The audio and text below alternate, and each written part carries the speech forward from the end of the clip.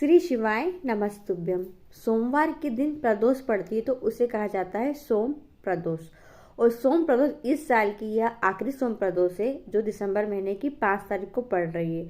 फिर जनवरी में कौन सी प्रदोष कब आती है, क्योंकि सोम प्रदोष बहुत काम आती है। तो आप इन उपायों को जरूर कीजिएगा, बहुत अच्छे उपाय हैं। तीनों कामनाओं के लिए अलग अलग उपाय हैं, आप जरूर करके देखिए। आप जिस भी कामना से करोगे आपकी कामनाएं पूरी होगी। चलिए वीडियो शुरुआत करते हैं। तो स्वागत है मोदी ऑफिशियल चैनल पर। अगर आप लोगों ने अभी तक चैनल को सब्सक्राइब नहीं कर रखा है तो प्लीज़ प्लीज़ प्लीज़ चैनल को सब्सक्राइब कीजिएगा, क्योंकि आप लोगों के कमेंट बहुत अच्छे आते हैं, सुनकर अच्छा भी लगता है, पढ़कर अच्छा लगता है।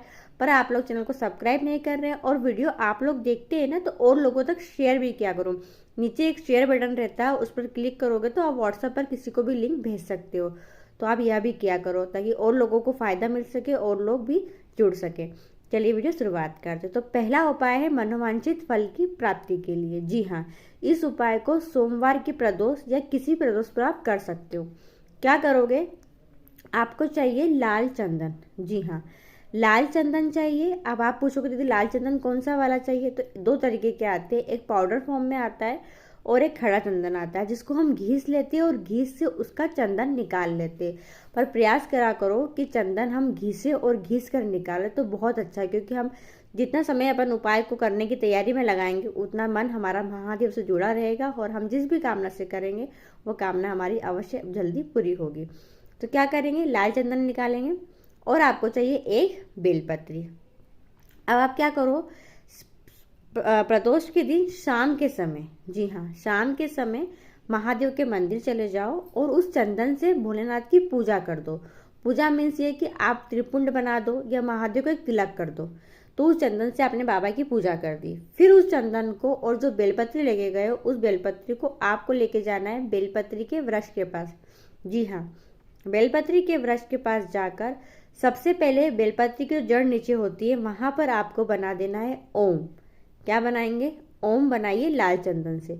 और ओम बनाने के बाद जो एक बेलपत्री लेके गए उस बेलपत्री को महादेव का स्मरण करते हुए, माँ पार्वती का स्मरण करते हुए बेलपत्री की जड़ में समर्पित कर दीजिए बस। और फिर बेलपत्री की जड़ को हाथ लगाकर स्पर्श करके बाबा से कामना करो। यह उपाय मनोवांछित फल की प्राप्ति के लिए, कोई भी दिल की कामना हो, इस उपाय को करना मात्र 3 दिन लगेंगे और 3 दिन में आपकी कामना पूरी होती हुई आपको नजर आएगी। बहुत अच्छा उपाय है, भले से आप प्रैक्टिकल करके देख लेना। दूसरा उपाय है अदालत में कोई केस चल रहा हो। जी हाँ, अदालत में कोई केस चल रहा हो, कहीं पर आपने अर्जी लगा रखी हो, किसी नौकरी के लिए आपने अर्जी लगा रखी हो और बहुत लोगों से आपने प्रयास करके देख लिया, बोल के देख लिया कि यार हमारा ये काम कर दो प्लीज़, ये हमारा काम कर दो, ये फाइल यहाँ पहुँचा दो, इस केस को आगे बढ़ा दो। आप परेशान हो चुके हो पर आपकी बात कोई मानता ही नहीं, कोई आपका कहना नहीं मान रहा, आपका काम नहीं हो पा रहा है। कोई भी प्रशासनिक कार्य उलझा हुआ पड़ा हो या फिर इसके अलावा कोई व्यापार शुरुआत करने जाते हैं और व्यापार नहीं शुरुआत हो रहा है, आप जाते बात करने पर कार्य सक्सेस नहीं हो पाता, तो इस उपाय को करके आप जाना। क्या करोगे, देखो प्रदोष के दिन आपको चाहिए एक समी पत्र और 1 लोटा जल। महादेव के मंदिर आपको दिन भर में जब समय मिल जाए आप चले जाना। एक समी पत्र आपको चढ़ाना है भोलेनाथ की शिवलिंग के ऊपर। चढ़ा दिया आपने, फिर उस समी पत्र को वापस उठाना है आपको और उठाकर क्या करेंगे, महादेव की सबसे छोटी पुत्री माँ अष्टक सुंदरी का जहाँ स्थान होता है ना, बीच में मोटी सी लाइन होती है, यहाँ पर उस समी पत्र को आपको चढ़ा देना है।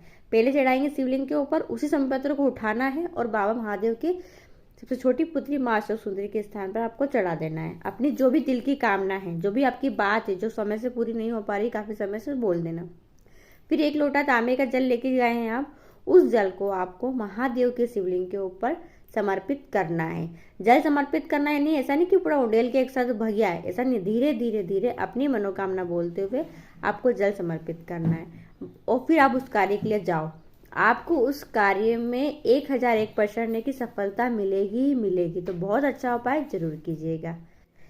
तीसरा उपाय है, काफ़ी समय से प्रयास कर रहे हो आप लोग कि बच्चों का विवाह हो जाए, पर बच्चों का विवाह हो ही नहीं रहा है। आप बहुत रिश्ते देखकर आ गए और आप परेशान हो गए हो, शादी नहीं हो पा रही है, या फिर किसी परीक्षा की तैयारी कर रहे हो, नौकरी के लिए प्रयास कर रहे हो पर वो नौकरी नहीं लग पा रही है, आपने प्रयास कर लिया है, तो आप इस उपाय को करके देखना। बहुत अच्छा उपाय है। क्या करना है, आपको चाहिए 1 धतूरा और 1 लोटा जल। ठीक है, प्रदोष के दिन प्रदोष काल के समय किया जाता है इस उपाय को। पहले क्या करेंगे, महादेव के मंदिर जाएंगे तो एक धतूरा जो हम लेके गए सबसे पहले वह चढ़ाएंगे। चढ़ाते से ही पहले आपको जाना है मंदिर और सबसे पहले महादेव का स्मरण करना है, हाटकेश्वर महादेव का। क्या नाम लेंगे, हाटकेश्वर महादेव, कि हम हाटकेश्वर महादेव की पूजा अर्चना कर रहे हैं, इस तरीके से हमें सोचना है मन में। फिर आप उस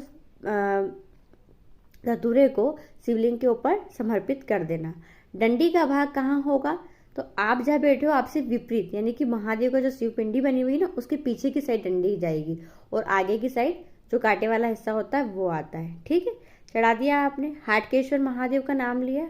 फिर आपको क्या करना है, एक लोटा साफ जल उस धतूरे के ऊपर चढ़ाना है। जी हाँ, शिवलिंग के ऊपर धतूरा और फिर आपको जल चढ़ाना है। जल चढ़ाते जाना, अपनी विनती करते जाना, श्री शिवाय नमस्तुभ्यम बोलते जाना और हाटकेश्वर महादेव का नाम लेते जाना और फिर पूरा जल समर्पित कर देना।